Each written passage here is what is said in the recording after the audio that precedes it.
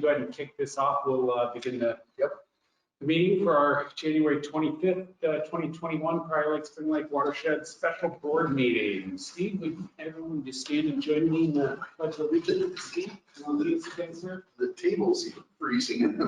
Pledge allegiance to the flag of the United States of America and to the republic for which it stands, one nation, under God, indivisible, with liberty and justice for all.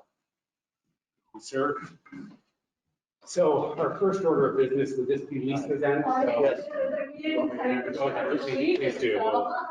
Everybody, I'd like to meet Lisa Quinn. She's the new supervisor from Spring Lake Township. She took the place of Glenn Kelly, who retired.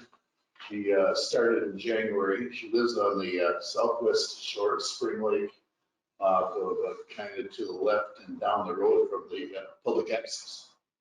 And if you'd like to say a few things, background a little bit. Not too much to say really. I've lived at my current address in Spring Lake for about 17 years. Prior to that, I lived on Fairview Road Southwest for a number of years. So on and off Spring Lake for about over 30 years.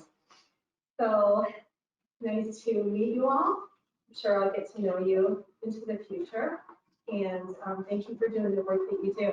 Awesome. Well, congrats on your win and welcome. Thank you so much. Well, okay, so our first order of business, public comment. Seeing we just had it and I'm going to gather. Maggie, is there anybody online? No. Okay, and we'll go on to the approval of the agenda. Anybody have any changes to the agenda? Maggie, nothing from your side? Seeing none, I would entertain a motion to approve the agenda. So moved. We have motion and second on the floor. All those in favor say aye. Aye. That motion carries 4-0. Thank you. So we're on to new business, and that is our draft Upper Watershed Blueprint report. Ryan, you are on, sir. I am.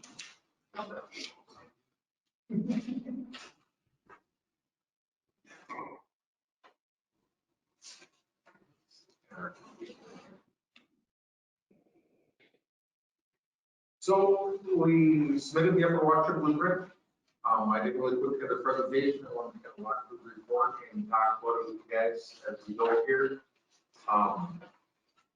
Really, it has, from the December meeting, it's changed in respect that we have added, we've split out these treatment options from our different storage options.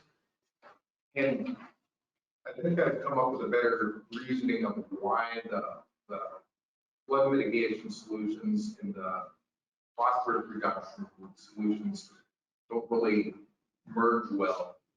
And that is that the phosphorus reduction is going to work best when you have a constant flow. You're treating as much of the water as possible. Whereas as we went along and be looking at the flood mitigation, those short-term events in storage in the normal flow regime really don't make a huge difference in what happens with the flood elevations on the downstream roads. And so what we ended up doing is more addressing the larger events. And so that's kind of the disconnect that we have with those. And then it comes to for the flood mitigation, you need large storage areas. You need big areas which are really not what's needed for the nutrient reduction.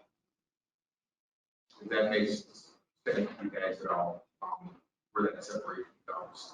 So Brian, what happened to, actually, before I get started, because Yep. I'm working on focusing on some of the positives, not just what needs to be ensured. Yep. So I know in our last meeting, I didn't do that. Yep. I focused immediately on the thing that was missing. So I'm just going to go Yep. on record to state what I've seen here on the water quality stuff looks great. So I want to make that point. Yep. Can you, on the quantity though, there were a number of things that we saw on the tour Okay. that were suggested that these were viable options for some flood mitigation and maybe have other benefits and beyond even, multiple benefits that could be of value. And I can't think of the name of the wetland, but there were a couple of those places that were pointed out What happened to those? Is there any in particular that you're thinking of off the top of your head? Oh, there was some big area wetland. Kurt, I might tap into you for knowing. There was that one that was really 190th Street, big. right, 190th Street. Yes, and we stood there and Big one. Huge area going to the east. I think they call it the Buck Lake East Wetland, no, Is that what it is? Yeah, for the Buck Lake flood. or- Buck Lake South. Yeah. And, I mean, I drove down 190th Street from the east and yep, it goes way down there. yes, it does. One or two houses and the whole thing. And what happened with that area, that is.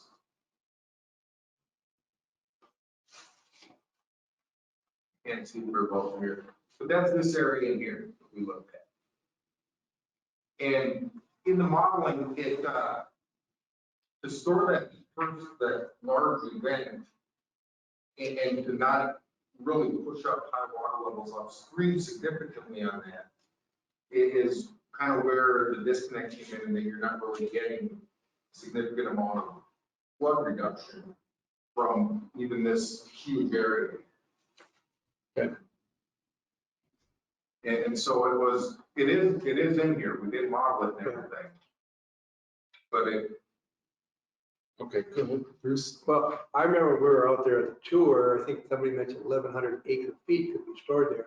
Yeah. But the reality is it's only 100 it acre was, feet. it was. It was an not area. 11, yeah, the area's a little primary. Right, but it's not 1,100 acre feet with 1 foot. No, it's. So 100 acre feet.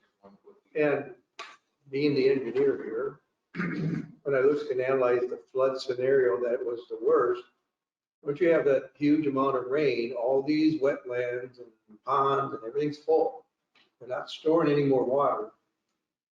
They have to let it go. And if soil's saturated, everything's, you can try and store, hold back so that the rate of flow can maybe be regulated more, and then you get more flow out of the outlet. That to me, and I'm just looking at this flood scenario of 2014. That was such a tremendous amount of water in a short period of time. Everything's full. I mean, I experienced it in Shakopee. Everything's full. There's nothing you can do. The water, there's no holding back the water. It's coming down. So, and then you get a huge event, it really, you got almost 100% runoff. So you could do some storage or maybe some regulating of water. Would you agree with that? You could regulate the flows more so that once it really reaches a heavy rainstorm, you don't get 100 CF, maybe you can keep it down to 50 CFS out of that wetland. But that's all you can do. But also what happens with that is controlling rate.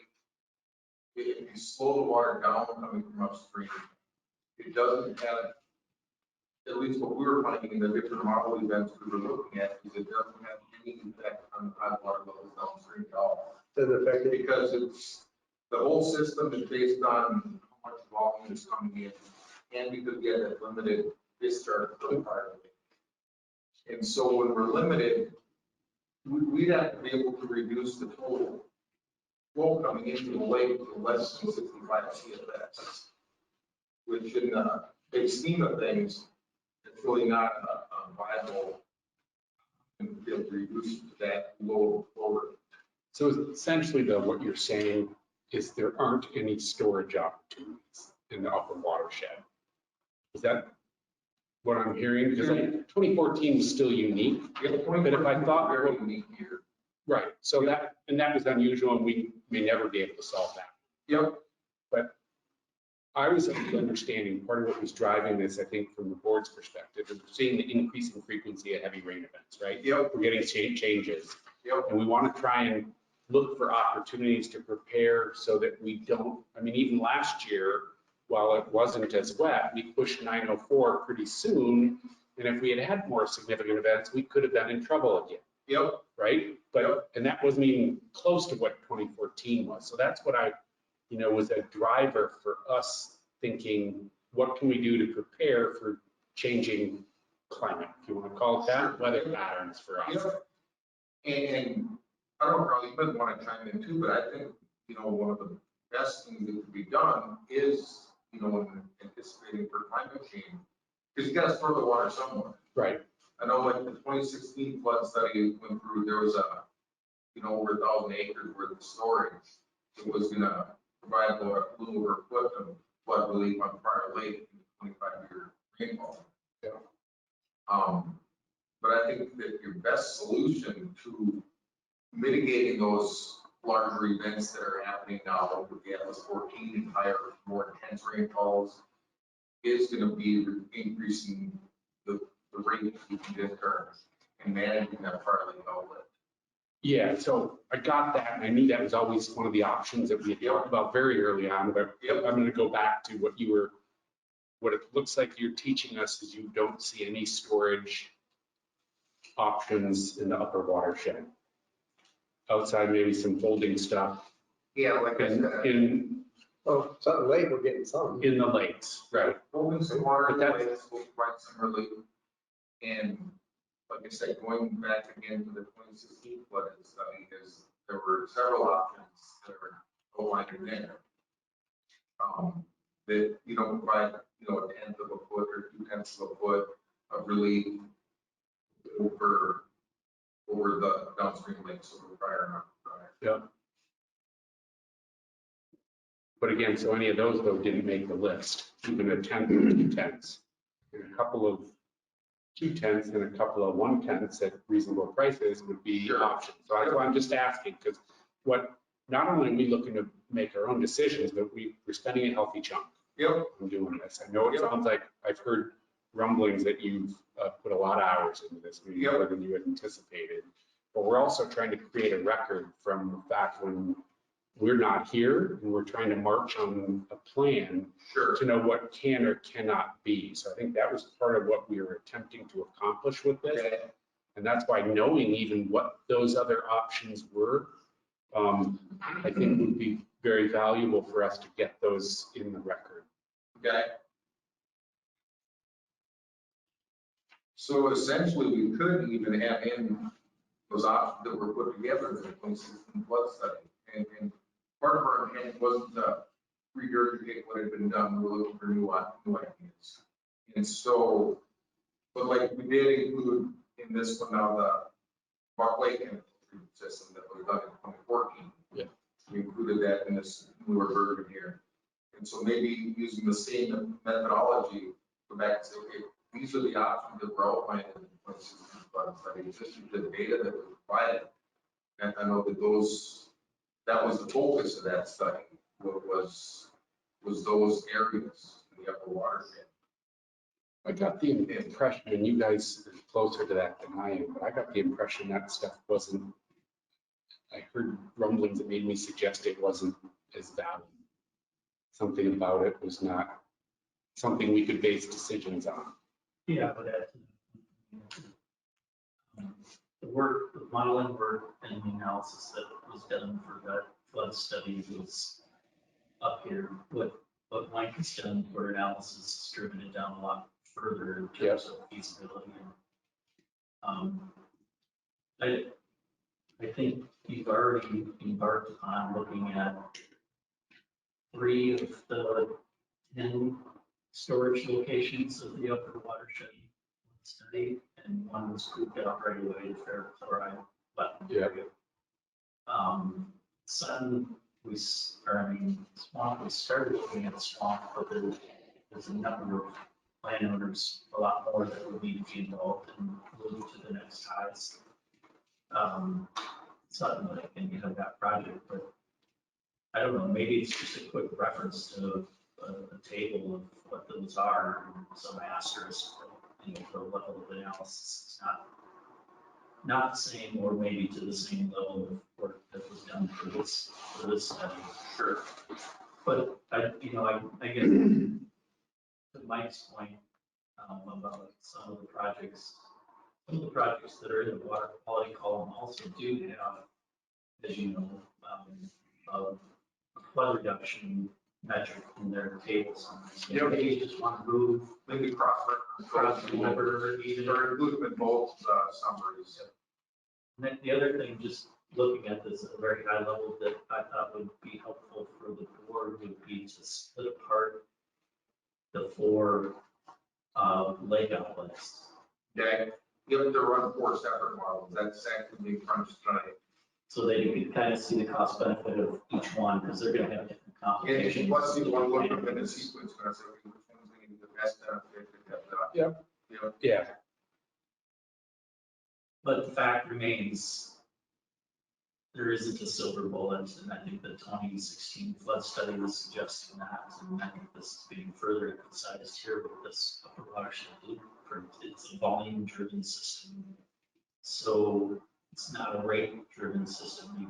You can hold back water, but it's still gonna get there just more slowly. If you can take it off the peak though, Yeah. that was the peak, and shift it back on the essentially the rising and falling lanes of the lake level, that can provide some benefit, but we were seeing even with like up is you're just passively managing the system, you doing nothing, you're building something and letting the water be detained and bled out slowly, your Yep. benefit is this big. Yeah. And if you have active management, for instance, keep the gates open all the time, so you have this storage in your system for when an event occurs, and then shut the gates, you've now just built that much that you can hold And so indefinitely. I think one definite conclusion, 2 conclusions that came out of everything we've done. Number 1 is active management is critical. Yep. Managing flood elevations on Upper Watershed. Number 2 is, especially when we looked at future development scenarios, as far as rate control settings for future development and volume control, is that rate control for future development has very little or no impact, whereas volume management does have some impact on future conditions. you know what I got thinking about as I was listening to your answers to this, having this documented also when we are going to be making approaches to the state for active management, whether it's Sutton or for the outlet on Lower. Build a This maintenance is station the that evidence that the says solutions are essential and critical for us to do that, right? In order to mitigate that. So again, the more and the better that's documented. This is part of our evidence that we have spent the time and energy and money to vet what can be done or what can't be done, and then to go after the best solutions and get authority, hopefully, to do those two something things. that's more of a definitive answer that Yes, the best solutions for managing flood elevations is going to be active management. Mhm. And an interesting thing too on the active management scenario that we did summarize in our report, what we had is we set the model up so that we had an overflow year that was at the 25-year high water level of the lake that we were putting the active control on. Yep. And we had it all pre-discharge until Upper and Watershed hit that 9. That's kind of the magic number we're looking at, is that 9 for the wasteland elevation. And then at that point in the model, we closed it down so that those lakes would no longer discharge. And interestingly is that the peak in the curve on the ditch downstream was still almost exactly the same beginning of the event. And then it went through a period where the water level in the ditch was a little bit lower. Then you have a second peak where the water level in the ditches again goes higher with the controlled outlet than it is currently. Which is kind of an interesting phenomenon. That had to do probably with the point when the lakes start overtopping that outlet. Yeah. Brian, how would the DNR look at some of this information you put together? Would they be amenable to it? Would they be willing to consider some of our numbers? I know, as Carl has told us before, the DNR can be very hard-headed when it comes to water volumes and storage and that type of thing. Yep, and I think if you can present it to them in this position that we put a lot of studies into this watershed, into this whole area. And in dealing with these flood elevation issues that we have on our lakes, what we found to be the best solutions involve active management developments and storing water in the upper watershed or active management of the prior lake public channel. And to say that this is our, especially in planning for future, more intense rainfall events and future climate conditions, this is what we determined is the best solution for managing this water level in our lakes. I can copy Taylor, our hydrologist, on this Yeah. too. Yep. And she did reach out and say she can provide some preliminary comments on the permitting process for each of these and how difficult that may be, which might be helpful to include in the. Absolutely. Yeah. Is Keller the in our here now? Yeah, we can do. Okay. Because I know they've changed those around a lot recently. Last I talked to them, The short of it is, there's not a statute with easy exemptions to move through for projects that affect a lake out there for the purposes of flood control that didn't. Yeah. It has to include through to find a way through the rules and regulations of an improvement to the lake itself for the habitat, for wildlife. And that's the path that you're on with the settlement Currently. currently. Unless, You don't allow flood control just because you want to manage. well, It's just not one of the eligible exemptions for modifying the lake outlet. so the world is changing and laws could change too. It's a Yep. different issue, but right, let's realize that if we need to get our legislators involved, because again, maybe they need to rethink the rules and the legislation based on changing issues or changing factors that go into it, so. I have a question. If in our area, Upper Watershed area, is the DNR going to look at and say, where's your infiltration? Do you have to look at any infiltration areas? Are there good areas possible for infiltration? not at this time. I mean, did you, like the soil water conservation has mapped the soils, did you look at that? Yep, it's pretty high water table, I think, in the majority of the districts. So Okay. integration is very challenging. I mean, they'll ask that question, I'm pretty sure. And that's part of why I think policy is that in future policy direction, going toward really being maybe even on the front end of cutting edge of alternative methods of stormwater retention.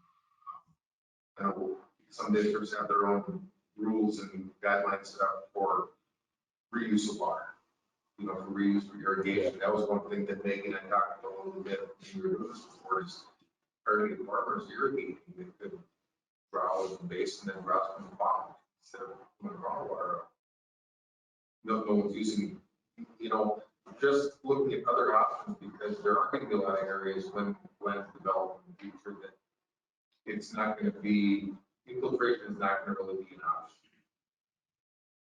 Maybe, so there are cities, actually, I think Minneapolis, St. Paul does, uses surface water Yep. in their water treatment. facility. It's just a different beast.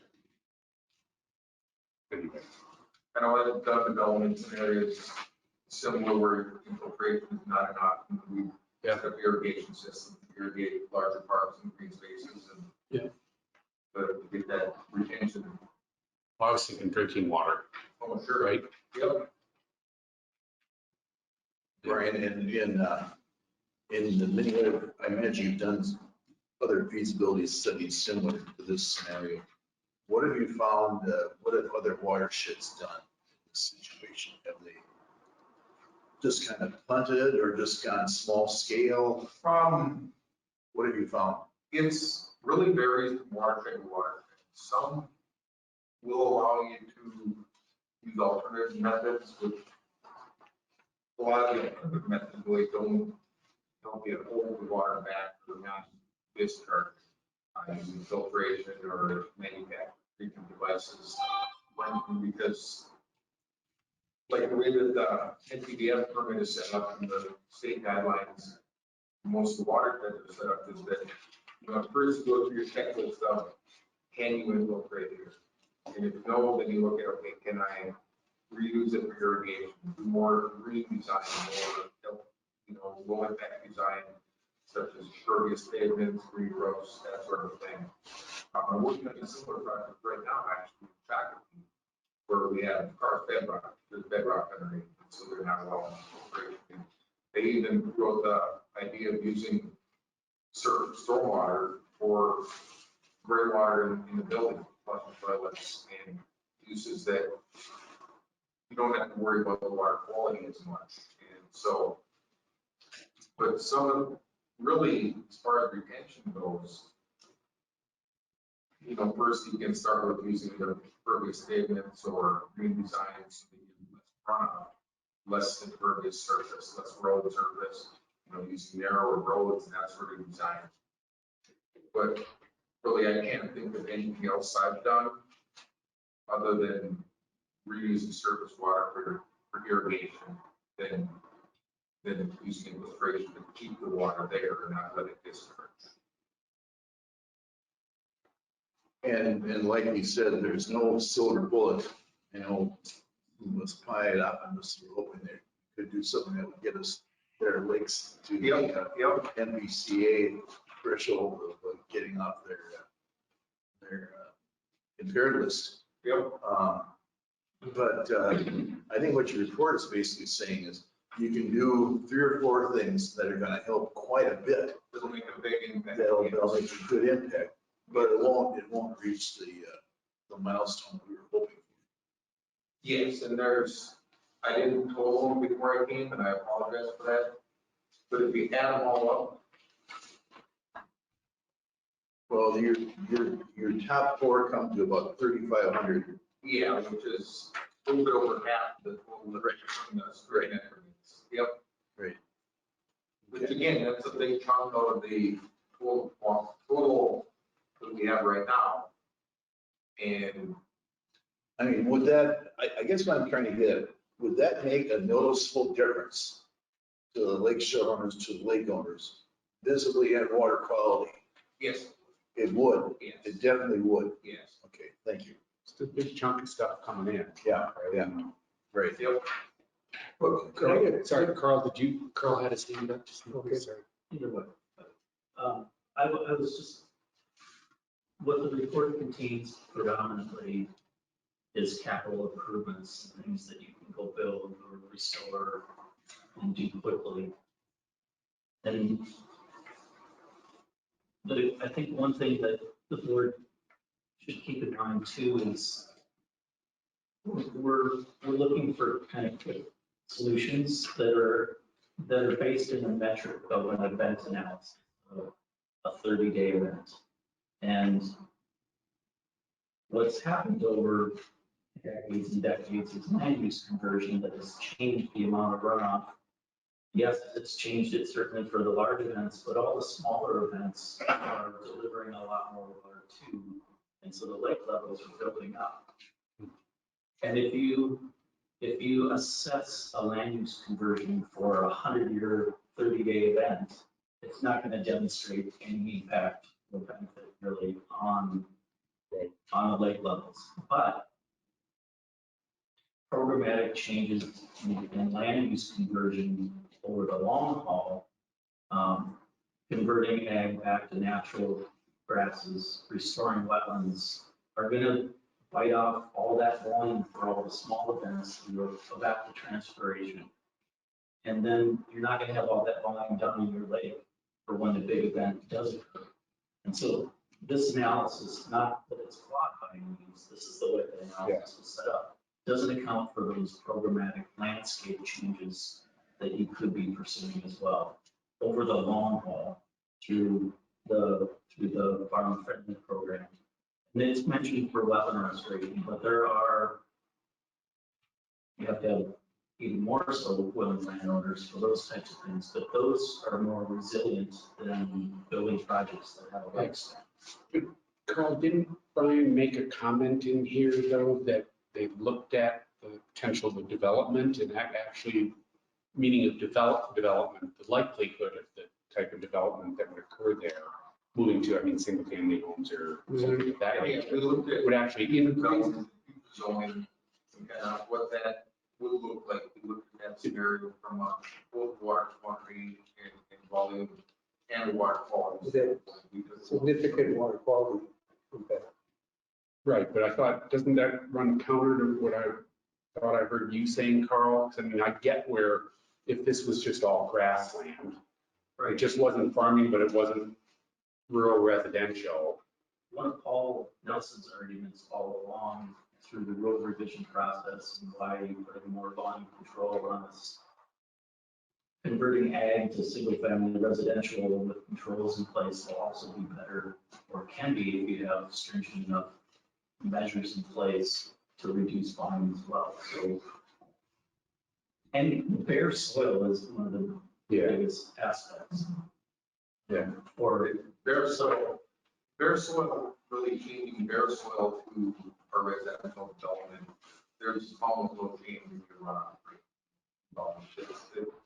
Especially, I mean, these are pretty silty soils a lot up there. And when you start getting the silts and clays especially, sometimes I've seen reduced rates. But the water quality is better? Yeah, water quality as far as the phosphorus loading goes, it definitely shows improvement in May. Sure, I got a couple of quick questions. Looking at the executive summary, what was the flood elevation in 2014? It was. I'm reading 908.9. It Well, was- 906 It was a and couple of change. inches below the 100-year high water. I'm thinking I tried to find it on our website. I thought it was 906 something. 906.9 or something. Yeah, Yeah. 906 something. So maybe that's just a typo on page 14. It says 908. Or is that the 100-year high water? Okay. Yeah, I know it was lower than the 100-year high water. You look at Yeah, so one, that is a mistake, Bruce. yeah, that's what I was wondering. We would have even had more severe floods. Yeah. But the other thing is on the pollution goal that we're trying to achieve, EMDL, there was a 20 whatever study done prior, and then reading the report, it seemed like there was a different number that we were shooting for. Okay. I mean, and this, you're saying the TML annual total phosphorus production should be about 2959. But I think reading in the report further, it seems to be a higher number. Yep, and that comes down to the estimated load in the PMDL report was 3595. That was from that one report. right? Yep, that was the PMDL study. So what number are we really shooting for? That's one number I want to know. 0. Yeah, but how many pounds do we have to remove to get to zero? I'm kidding. I read two numbers, so I'm Yeah. confused. And I've heard a couple different schools of thought on that. I haven't done a whole lot in my lifetime working with PMDL, but is that 2959 is about 82% of the total load from the watershed that was in the PMDL study. And so you can look at it saying that the overall goal is to reduce the total load from the watershed by 82%. Which that's a big number. That's a big number to try to get 80% reduction in the total flow coming in. And so again, I'm a little bit sorry if I'm starting here because I haven't really worked with this type of study before, a lot of it anyway, including PMDL studies. But some people will say that the goal is to reduce 80% regardless of what your load is coming in. So that would mean that we'd be shooting for a total reduction of roughly 48 here. based on stream monitoring. Yeah, I just wanted some clarification of what we're trying to achieve. In the summary, the 4 projects listed and even another one, to get a 3601, which is higher than the EMDL, It's higher than what what the other study had. it's higher than what the study total load was.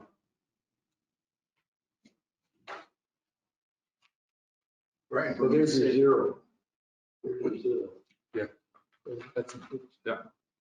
when you say on that same page, first page of summary 7.0, when you say County Ditch 13 chemical treatment system, you mean some ferric chloride system midway Yes. on ditch 13 from between Sutton and come up to Spring? Is that what you're talking? Yep. If you're all.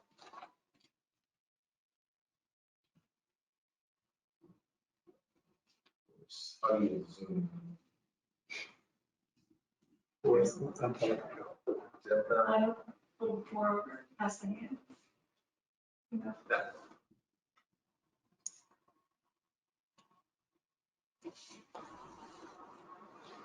And this is cited on, there's a, Doobie has 2 parcels here. And what we thought was, this is a location where you have all this flow coming from all these fields here, from Sutton Lake here, from Swamp Lake, and we have a pretty high load coming in. Then it comes through the ditch across here. Where if things could be worked out with this Doobie to be able to site a diesel pond on one of the parcels and have treatment building, thought about this over the weekend. Probably had that located near the road, so you wouldn't have to bring a lot of fill to elevate that, get it above flood elevations. Be able to take all that flow coming through County Ditch 13 at this point. And you could even offer a little bit of a benefit for the landowner in that all this material that we're digging out to build the diesel pond, well, we can use this to partially fill some of your field, so it doesn't flood as frequently as it does already. Question I had, Brian, on that project. If we did the Sutton Lake iron filter and the Swamp Lakes, are we still gonna get 1,000 pound reduction? It would be a little bit less. Yeah, because I was wondering if you took that into account, or is that, if you just did that project, you get 1,000, whatever, 62 pound? Yep. But if you did all these other projects, so that, I wanted to be clear, there's a sequencing going on here that I don't know that took into account. We can't just add them all up together because some are Right, upstream. because you reduce, okay, Sutton Lake, let's say we really reduce that. Phosphorus, amount of phosphorus that's coming in Swamp Lake, then that's a smaller area. How effective, I mean, you're not gonna get 1,000. Right. That's what I saw when I read this. But Brian, do you're you, still gonna get whatever it is, 50 or 60% or whatever comes in there. Yeah. Brian, do you have those, the numbers? Because that would change the economics for some of these items Yep, I don't downstream, have right? those off the top of my head.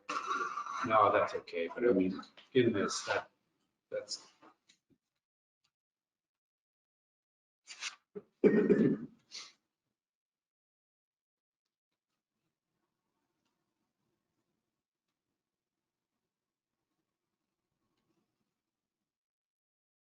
I mean, if we did that chemical treatment system further downstream, were you picking up more area, more land, more phosphorus? There is, and that was something that I did leave open a little bit in the text, that the location was adjusted. This is the site that I kind of picked. One of the reasons I chose that is it's kind of a topographically lower area along the ditch, which would make it great, everything works better, putting all your facilities in, your ponds, and your deep open structures. And Yeah, that's that Doobie area that he had as a sod farm at one time, because it was sitting nice and low with dark soil, and until he gave up the sod business.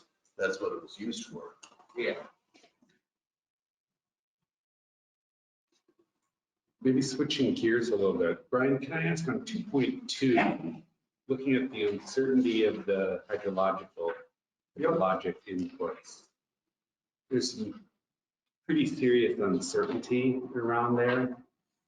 I know, as I understand it, this is the best model we have, but do we have any sort of a confidence level in this? How accurate is the model? Even though I know you've tuned it up and it's better, but. Well, I know that we did take the model and we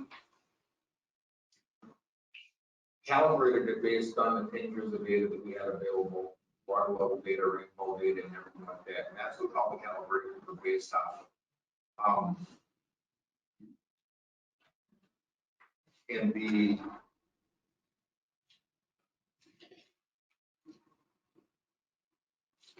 for the engineers in the room. yeah, I don't want to go with the. What do you guys, Monticello. is this, I mean, maybe it's the best thing we have, but is this is the nature of the work we're doing is based on, I always thought in some math, and I can't remember the math around these things, that you start multiplying this stuff together and it would suggest the model is. I'm just trying to find the section that you're referencing. Oh, it's on sorry. page 2.2.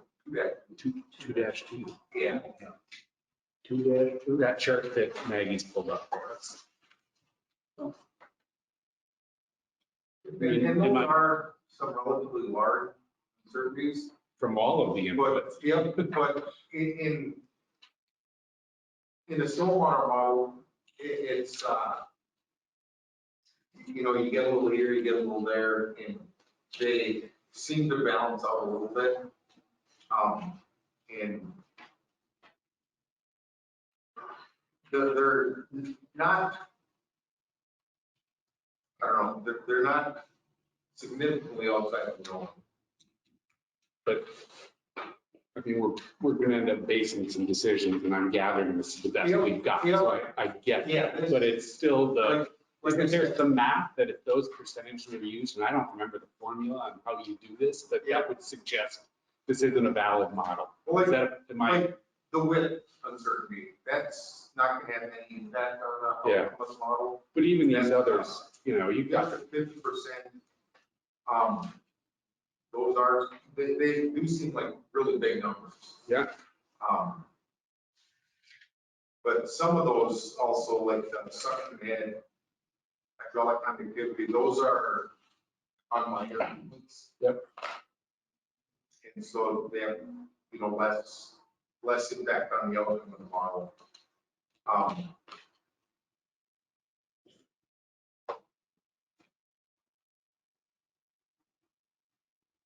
Would you say this is conservative then, the model? I don't know if you could conclude that it's conservative based on that, but it's, like I said, we started with the model that had been done. We calibrated it to match known events. And so the settings all, we can run the data from that entire period from 08 to 18 or whatever.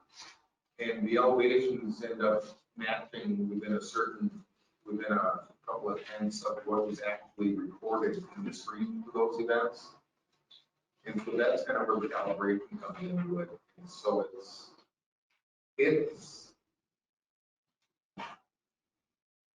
it's not as much uncertainty as it sounds like.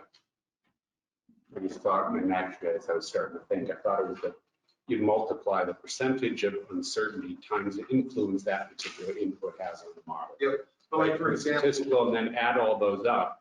And yep, if those are totaling 100%, all of those, each of those inputs, those are 100% of the inputs that are impacting the model. yep, It's still suggesting we've got to, even if our biggest input is the impervious roughness, sure. that was even 50%. There's still 30 to 40% Yep, yep. uncertainty in a model, which is right for the engineers. Am I not? I'm just a liberal arts guy. Yep. And I'll have a little bit of conversation with Ross about Okay. those. Yeah, what's the confidence level? Yeah, exactly. Whatever So we- You know, plus or minus, whatever. And one other thing too, the clerical thing, on ES1 summary table, Yep, on those score ranking matrix, we got 2 number 5s. Yep. Which one is number 2? We didn't Number 3. I saw that too. Didn't get Yeah, it. you're missing a 3. I kept looking for number 3. I said, Where is maybe that that 5 three? is, maybe the 5 is the 3. I'm thinking. Which one is the 3? Is it the Buck Lake? Three's, Probably 14. Oh, no, I shouldn't say that. Sorry, forget that. I think it's Buck Lake Wetland Enhancement. I think that was like 5. yeah, that is supposed to be three. It's Buck Lake, Okay. Buck Lake's.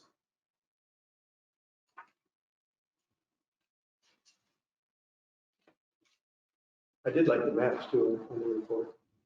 Yeah. They're good maps. Yep. You know, So for use. Brian, I got a couple more questions. The Sudden Lake iron enhanced sand filter. And for our audience, we're looking at 7.1, which is at the back of this handout I gave you guys, page 7.1. It's 7.0 summary at the top of the page. Now, is that going to be a series of sand filters, and how far away from the source from County Road 10 where it comes out? Is it going to be a series of sand filters going upstream? That's what I kind of in the envisioned. ditch? The filters would be upstream of Southern Lake Road. Yeah. And then probably a series, that way it would make it easier maintenance and upkeep and that kind of thing. And then they would drain into a outlet culvert that would go under the road to a point in the ditch downstream where elevation would allow daylight into the ditch. And so what it would be if you have your layer, your filter material, then that's over a layer of nice coarse drainage rock with drain tiles in it. Those drain tiles collect the water after it filters through the sand in the rock. Then that all collects into a larger culvert that you discharge at a point where you have the elevation works to be able to discharge it. And that includes iron shaping piles on top of the sand, right? It's a mixture, it's all thoroughly blended, so you have a mixture of very fine iron filings with sand. And the maintenance for those things would require our folks to go out and break it a couple times a year. You want to go out and you want to clean the debris out of it, and like you said, raking work sometimes. And, you know, design like it depends on how much water goes through it, how much iron, eventually gets saturated, you can't collect it water, and phosphorus, in it, so it needs to be replaced. And so that's why we based everything on a 15-year estimated. 15-year life. Yeah. Before the whole filter, the whole material has to be replaced. Yes, and that's, I mean, the iron sand filters they're relatively new, the last, 10 to 15 years or so.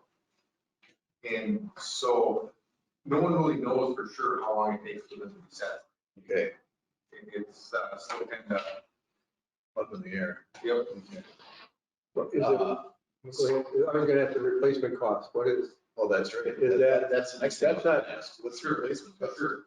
And the replacement cost, if I want to could extend our costs out beyond 15 years, but would essentially be the cost of to remove the existing iron. Remove the old stuff, yeah. Put new stuff and purchase new stuff and put new stuff in it. And then one more question, the Buck Lake chemical treatment system. Yep. Do you see that being installed down there by Kingdom Hall where it comes off the cliff from Buck Lake down Yes. towards 13? Is that what you're talking? Yes, and that was an option that I pulled directly out of, the kind of basis of it was from a study that was done. By Bar Engineering back? Yes. Yeah, one of the problems we ran into that stopped us dead. They did the first half of the study, and when we saw the price tag on that thing, which was over $2 million, Sure. it needed a lift station on top of everything else too. It was a big buck item. So we did the first half at $40,000. We stopped doing the second half of the study. That was under 40. So, all right, thank you. Brian, on page, I don't know, did you have a comment or something, Kurt? I didn't. No, I didn't. In section 4.4, the page 4.4, which were the funding sources. Yep. I think I recall you guys were talking to each one of them, right? Yes. Get a sense. Yep. So the two things that I was wondering is, do we have an idea of what kind of money might be available from some of these different sources and what their interest level was in some of the projects that you, if you explored specific projects? When it comes to the Bowser funding, I mean, Bowser is a good source for any kind of water quality. Okay. As well as the MPCA for their clean water partnerships and their grants that they have available. But I did not have any summary of dollar amounts. Those kind of vary from program to program, from year to year, and where the funding's coming from. I just didn't know if you'd had some conversation that, or at least that I had a recollection that some of those conversations were going to exist, and you might get a sense whether we found some partners even in that process. Maybe your question is like if we did something like iron filter, Sure. is that a 50% type of grant Cost share. application? We have to go Matching 50? grant. I think that's what you're asking. What is our going to be our Yeah. potential? Are they usually matching grants for this kind of stuff? Exactly one that I'm working on right now in Berkeley, a grant that we have from Bowser is the whole project was $500,000. And Bowser putting forward 400,000. Oh, really? It should even be more than that. Yes. Okay. Okay, And that's part of too, the thought of like something like swamp lake filters, is if you do them even in states, if you do, if you have a grant amount that's, provide 80% of a $500,000 project, when you design it to cost $500,000. So you size it a little bit smaller and get that first phase of it done. Then you have a second phase for cell 2 or whatever, however you would want to characterize that. Maggie, do you have any sense for what the percentage funding we've gotten for some of the bigger projects? It's the Bowser one that we've gotten lately. That would be strictly for clean water projects. Yep. That's a 10% match. What we would shoot. So for they'd is- fund 90% of it, just to Yeah. clarify it. Yeah, and but I think with this one, because we've tried that 319 small watersheds grant, which guarantees you money for up to a decade, I would want to go for that one. That's roughly the same amount, I imagine. do they have So- a maximum amount? I have to look it up again. I know that Diane and I talked about, we were talking about $800,000 in funding up to 10 years. So something in that ballpark. So here's what got me thinking about that. I assumed like a 50% match was probably achievable, but it sounds like it may even be higher than that. Or sorry, a 50% grant. So let me share with you what I was thinking about yesterday when I was reading this. So the top 5 projects on the water quality one, now it looks like the phosphorus reduction might get tweaked from what Bruce explored with Brian, but 3,200 pounds for a total cost of $7.5 million. The 2 key flood reduction projects get about a foot is what that suggests. And again, if those dollar amounts, you got 3.7 million. So for a total, you're looking at about $11 million. Let's say our match was even half of that, $5 million, $6 million. Right now, at 2.5%, is if we got bonds at 2.5%, that annual cost maybe $300,000. Is it even that high? So, well, it might not be. So here was my point. Why wouldn't we?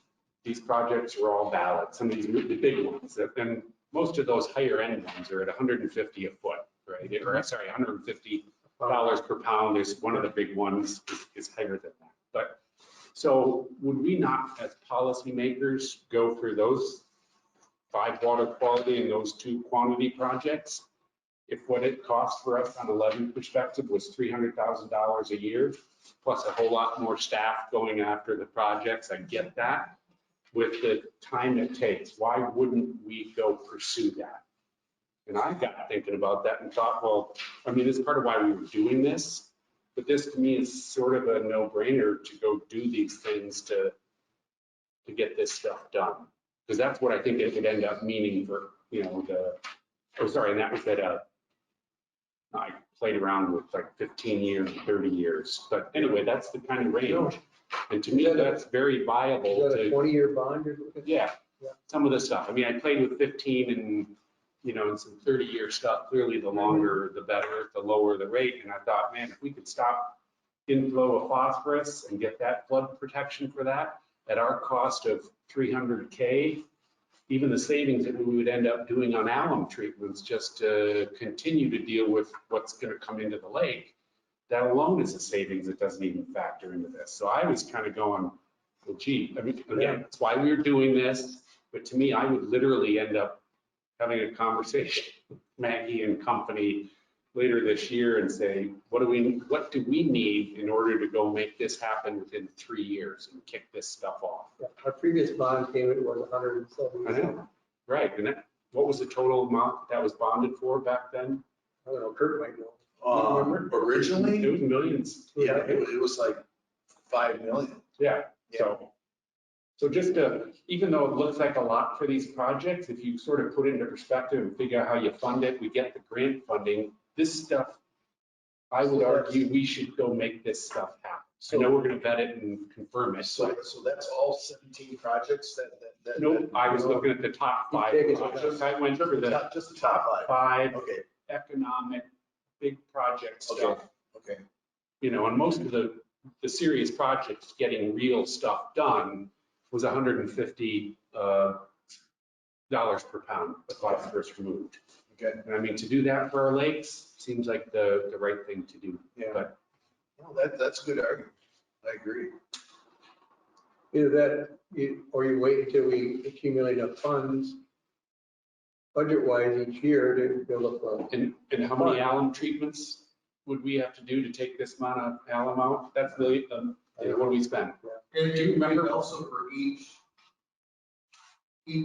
alternative you implement in the upper watershed, reduce the phosphorus loads into Spring Lake and ultimately up the Briar, is also to reduce how many alum.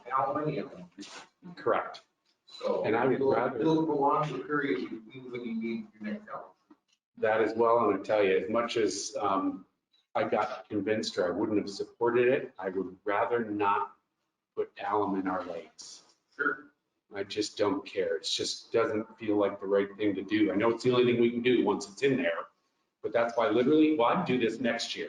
If it was up, if I thought we could get it done, I know, right, it is. Some of these projects will take a little bit of time. And I get that, right? Or Sutton has taken 3 years. Right. So Right. I will So literally end up trying to get us to I put some think time we to would go, what do we need need to do to? look at a prioritization plan and timeline. They did a nice timeline too on some of these projects, how long it take to get some of these going, with easements and But why design. not look at what do we need to do from a staffing and or consultant perspective to go get this? I'm with you. I just think we need to have, because when you bond, you got to show the bonding people Oh, yeah. what we're doing, I'm how before we're doing bonding, it. but I mean, just for us to kick it off. Sorry, Bruce. Oh, yeah. Just to No. say, we need to make this happen. I'm getting ahead of the details. but Yeah. I don't, we talked about this at our workshop for our retreat, that bonding Yep. with the low interest rates in order to get these projects done quicker than later was the way to go. So the question really is, what is that amount?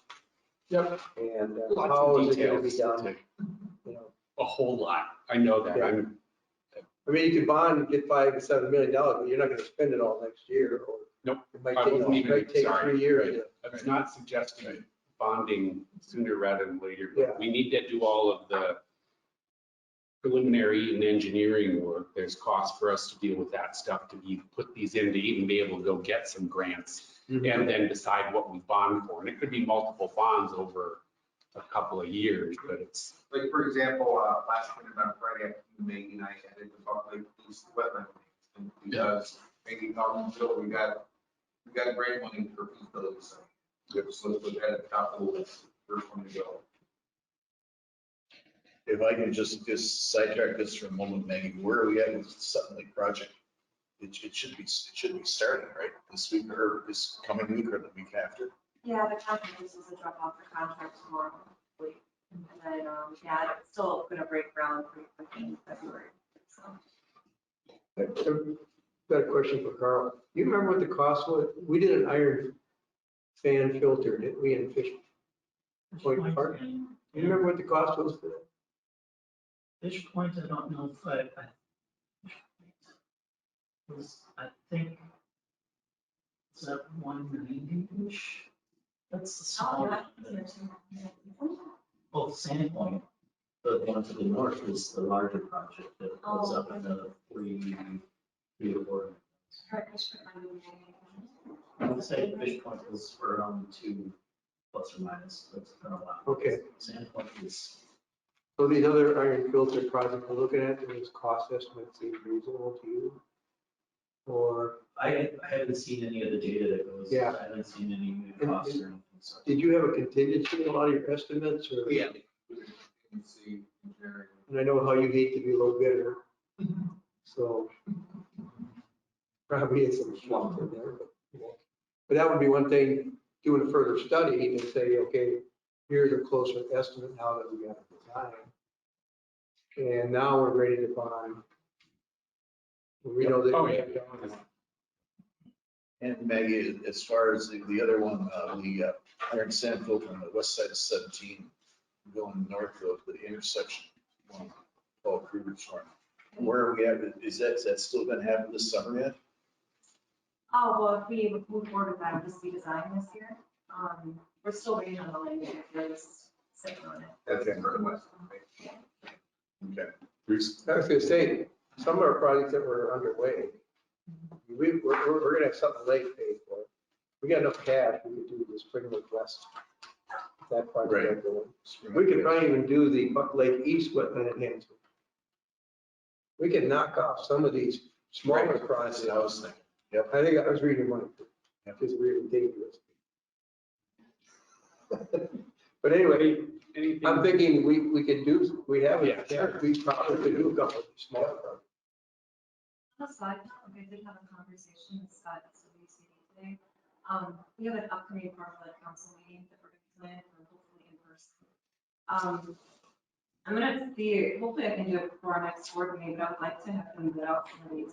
It's like that, the Buck Lake East one, for example, is on one of our lake-friendly farm sites.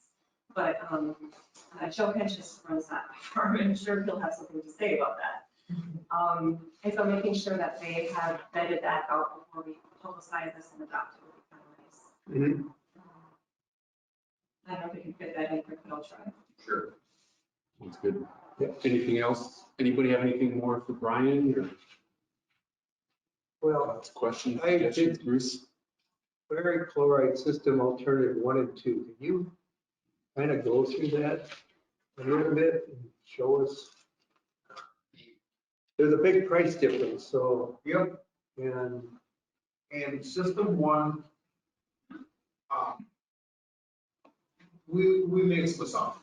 We can improve the efficiency. these are modifications to the existing system. Yeah. Right. Literature values say, up to 70% reduction of phosphorus for the program systems. And right now, this is not removing that. And some things that I've heard and maybe read in documents is that the diesel pond is a little bit undersized for what we want to reduce here. And so, and there's possibility that it's not getting really good mixing in that short culvert where the ferrous being injected, so you're not getting your full contact with the ferric and the phosphorus in the water. And so just modifications to that type of system and to see if that is something that can improve your removal efficiencies.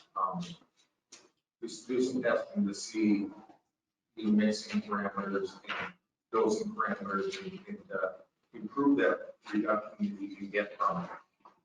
And then the second alternative that we included was that we can significantly expand the diesel pond volume we have available for sedimentation, so that we can get that reduction by having a lot of residents time in that pond.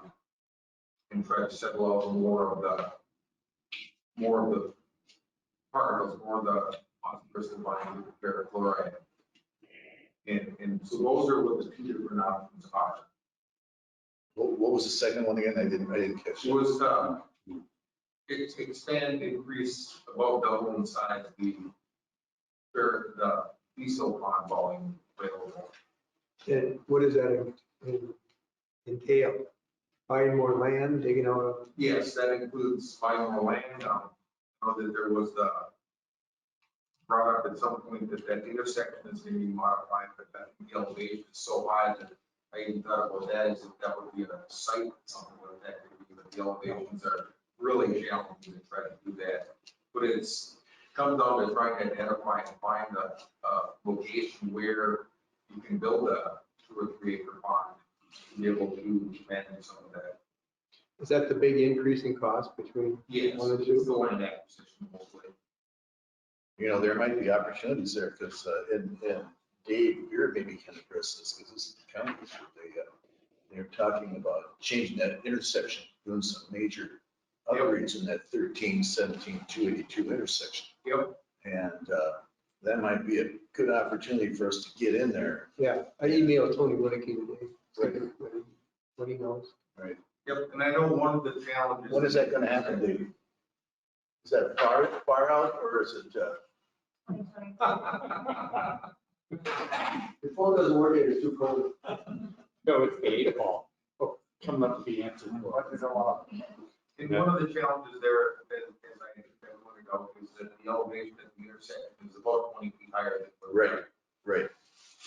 What, It's a lot higher. elevation is, so. Yeah. You definitely would include, to build it there, you definitely need a pumping system.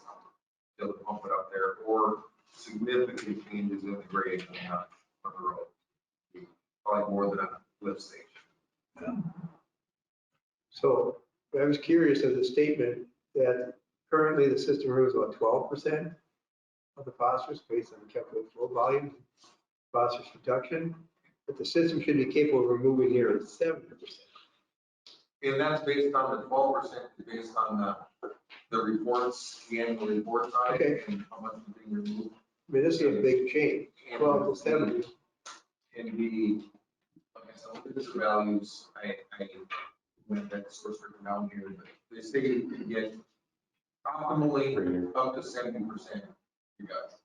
Okay, so the one system is 250 pounds reduction, the other is 911. So that's like almost 4 times, and the cost is about 5 times, but still, so trying to rationalize this here. Yep, Is the second alternative then going to get us close to the 70%? pardon me? Is the second alternative, ferric chloride improvements, does that get us closer? The second alternative, Based on the numbers you were given? It comes up with 911. yep, That's the first one.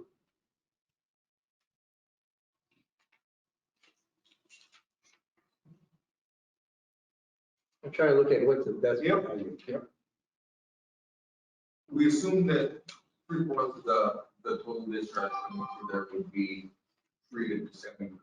So it's essentially little bit more than 50% reduction. Okay, so if we did the Sand or Sutton Lake filter, and then the other treatment plant on the Doobie property. Yep. And then this one, do we meet our goal? Or get close to it? That's awesome. 20. Not quite. So, but then we do the Spring Lake West one. And then there's some from the Buck Lake East wetland enhancement. And the other big wetland, that's the one I was really confused on, the big 100-acre wetland. Yep. If we did some, and you had a statement in it that the wetlands can configure 40% reduction to the wetland. If we had some kind of allow it to flow through slower. Yep. And I didn't see that much reduction in phosphorus with that Yeah, project. and there's not as much phosphorus coming through that system. Okay, so it's pretty clean already. Yeah. Christian, did you have a question? Yeah, I wonder if it would be okay if I ask a question? Sure. Regarding the area for that. It's two comments. One is, I think we've heard about the efficiency of the area for system over the last years here. But the number I heard was that it was about 60% effective in removing phosphorus. So that's a question I never heard 12%. So that may be how you calculate this. So that's one question. And the other question I have is, one of the big disadvantages of that system is the overflow. So when you have your big rain events, a lot of it goes around that, not into it.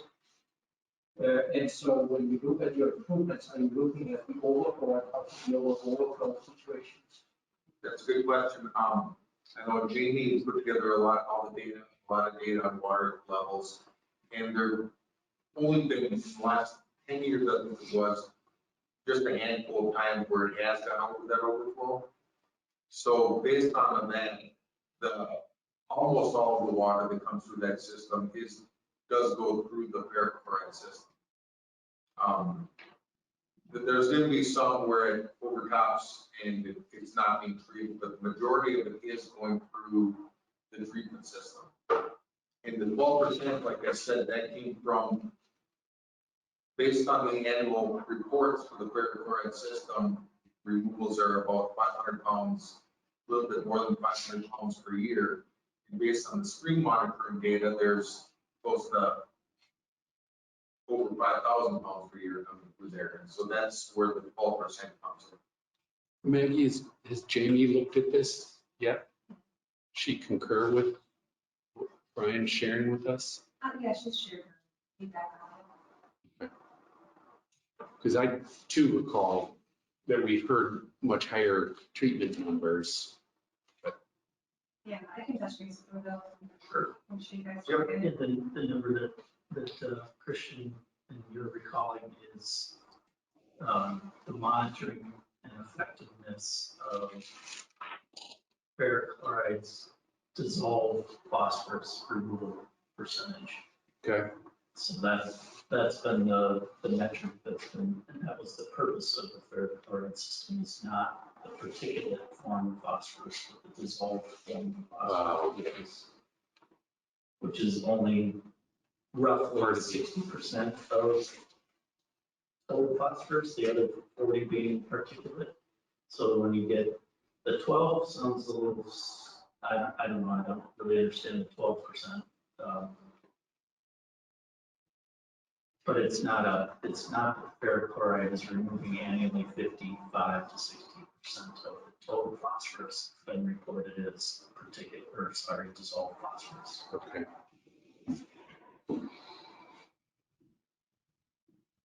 Bruce, any more? Yeah, good list there. Yeah, no, we've actually touched upon, I guess a lot of the projects, some of them, as you say, are good to have in here, but with the cost and repairs to the 13 ditch, that's a long-term, maybe.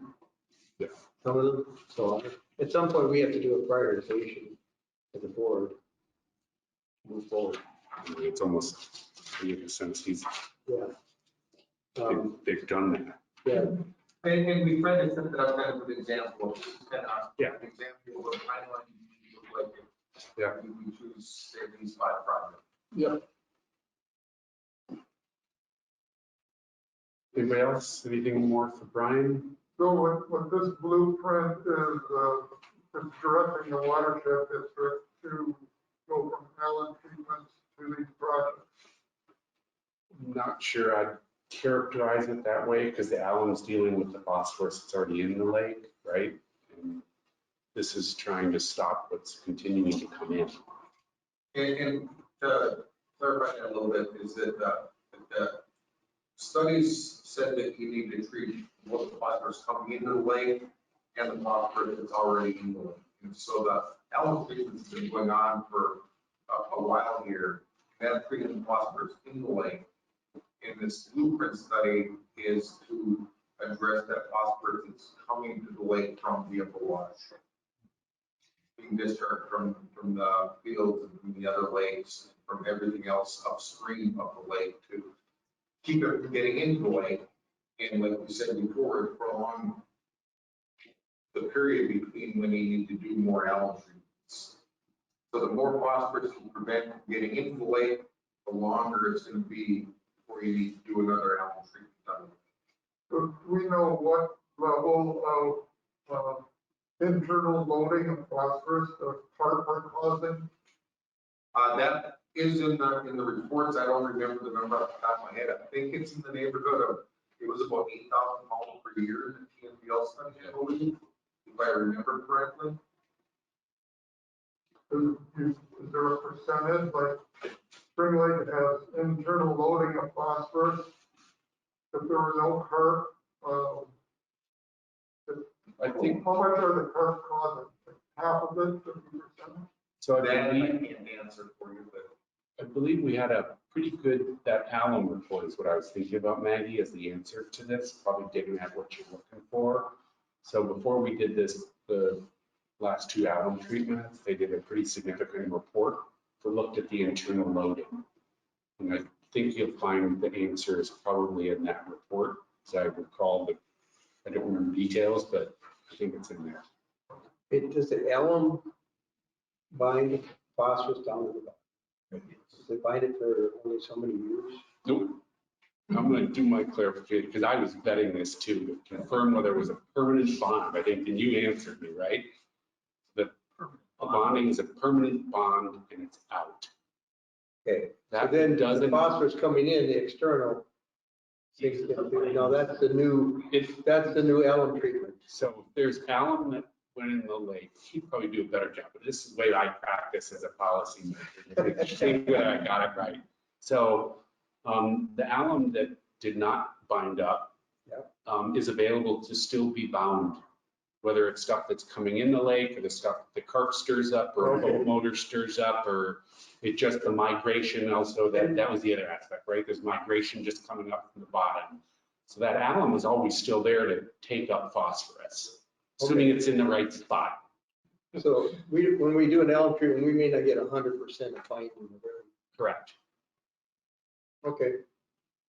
So I stated that, did I miss anything? Yeah, the last piece that I would add is just typically you're targeting a certain depth of sediment, get the lifespan for, and put enough layer down as uniformly as you possibly can to, based on what your lifespan you want, treat however much your sediment testing is saying, the amount of phosphorus in that depth to try to get at your years. We won't get out of alum treatments. Probably not. It doesn't look like we can stop it. And these are the only main sources, right? There's other places just run off from homes and stuff that we don't even tell. those numbers were In the leaves that, yeah, yeah. The original alum study by Barr back in 2014 estimated with 3-stage treatment protocol that we could expect at the high end of 20-year life of that effectiveness. Okay. I don't know if that's going to be the case, but that's what they originally told us. Does that sound right? that probably was based some on the watershed rules too, but that sounds pretty in the ballpark of what I've seen before. That's what Craig Wilson told us so far. Yeah. So a question about the outlet structure and outlet channel. Yep. As far as future possible flooding, doesn't it seem like that would be the best investment to mitigate flooding of spring and fire? Finding it difficult to find places to store the water, don't we want to upgrade the outlet structure and channel? I do believe that long term, that would be the best solution, just because especially like that, when we talk about the climate change, increase in rainfall events, increase in frequency and intensity of those storms. It's, you know, kind of like you look at, you want to get rid of the water as fast as you can. And with the managed all of it on it, you could have opportunity even to lower your starting water level by a foot prior to a rainfall event. You have forecasted discharge on it. So that's providing a lot of storage. And a lot of storage before, you know, if you can lower a foot, how big is the lake? It's 900 lower, 900, acres 400. lower. Yeah. 1,300. Yep. So even lowering it a foot, you're taking that 1,300 acre feet of runoff, and it's not causing any water elevation issues. Yep. Above what it was before you started discharging.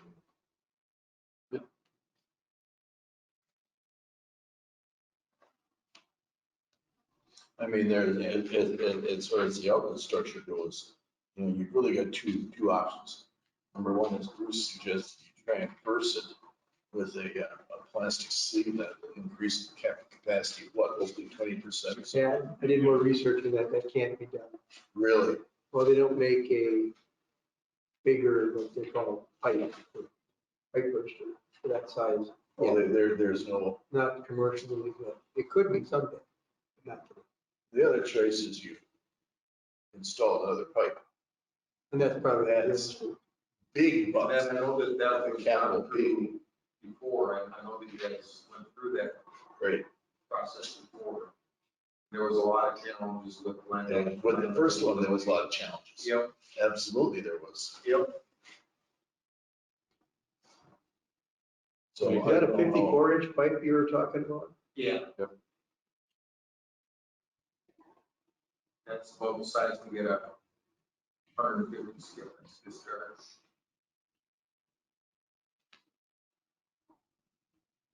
Anything else? Anybody?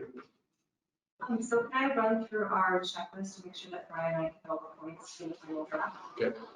Okay, so we talked about adding other flood storage systems, so the ones that we moved forward with, we're just referencing all the ones that were excluded from the alternate projects. We also talked about cross-referencing, so oh my gosh, I can't talk today. Cross-referencing those flood projects with the water quality projects where applicable. We talked about separating out each of the lake outlet structures as a separate project in case we do a one-off. We talked about active lake management and explaining that, how that's one of our best options. We talked about the treatment train effect when we do multiple projects like we're doing and trying to put that down for these 5 projects and what that means.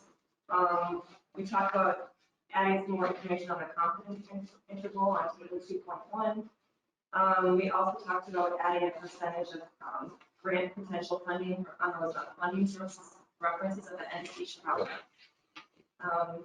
And then that's it. Jamie's going to check in with Brian. I'll check in with the council for the time too.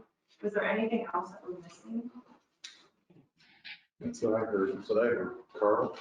Just mentioned something about the life cycle costs and making sure that they ran through major maintenance, like replacement. Oh, Yeah, if we had to replace it, I don't know what a replacement cost is. Yep. Some of these things are, Run all the projects. so we get 15 years and all of a sudden bang, we get hit. But that- And how much, is there a lot of ongoing maintenance each year or minimal maintenance by staff? Is there, Sure, the mall maintenance, not a lot. yeah, so really it's just at the very end when it's saturated and needs to be Yep. replaced.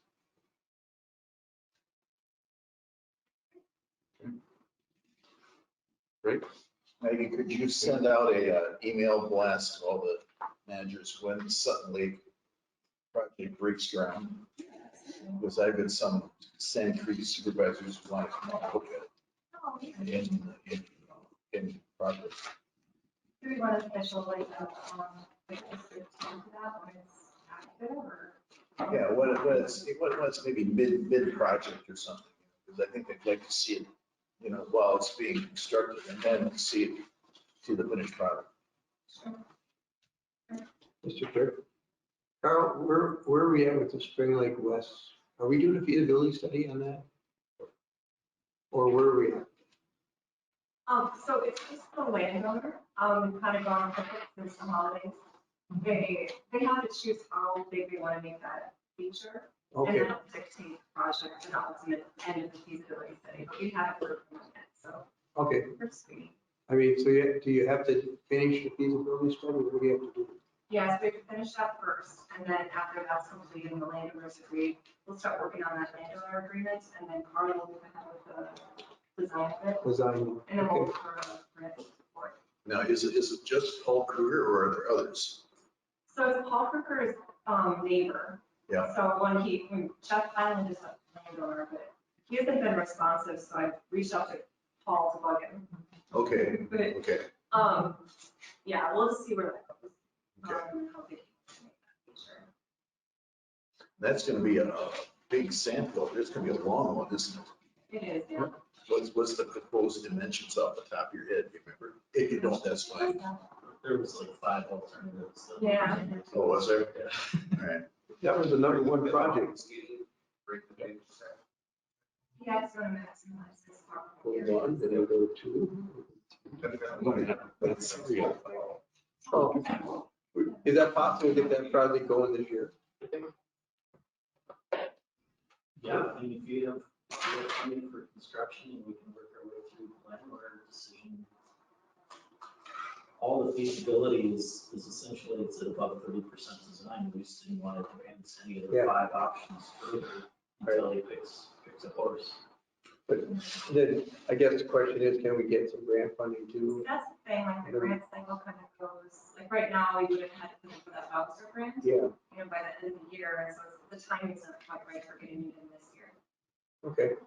Unless they have extra money, Yeah, yeah. which has happened and you guys have been successful getting it, so. Well, if they have a project ready and then they Right. come around, it's like, oh, these guys have a project. Okay, because that was number one. We'll go after that one. You want to make a motion Go after it? to adjourn? Oh, are we done? Is there anything else on the agenda? I don't know. No, that's I didn't it. even look at the agenda. Nothing No. else. That's it. I'll make a motion to adjourn. Second. Motion second on the floor. All those in favor say aye. Aye. That motion carries. Thank you, everybody.